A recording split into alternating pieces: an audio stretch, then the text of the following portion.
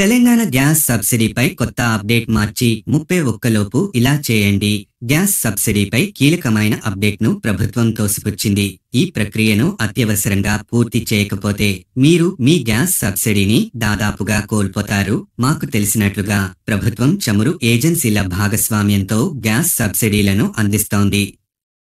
అయితే సబ్సిడీని పొందడానికి ప్రతి వినియోగదారుడు వారిని అప్డేట్ చేసుకోవాలి.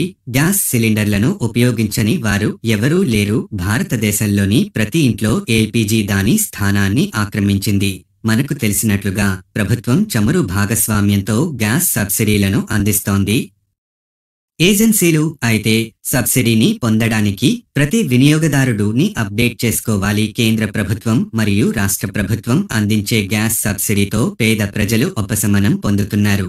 గ్యాస్ సిలిండర్ కొనుగోలు చేసిన తర్వాత సబ్సిడీ రూపంలో బ్యాంకు ఖాతాలో సరసమైన డబ్బు వసూలు చేయబడుతుంది.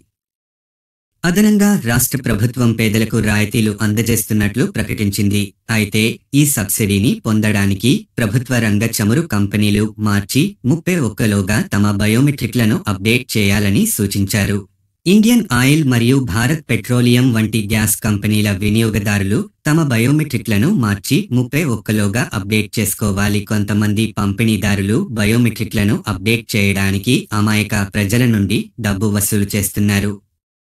ఎవరైనా నేరుగా 1800-23333555కు కాల్ చేసి అటువంటి వ్యక్తిపై ఫిర్యాదు చేయవచ్చు. Join WhatsApp channel. మరిన్ని వివరాల కోసం డిస్క్రిప్షన్లో లింక్ ఉంది.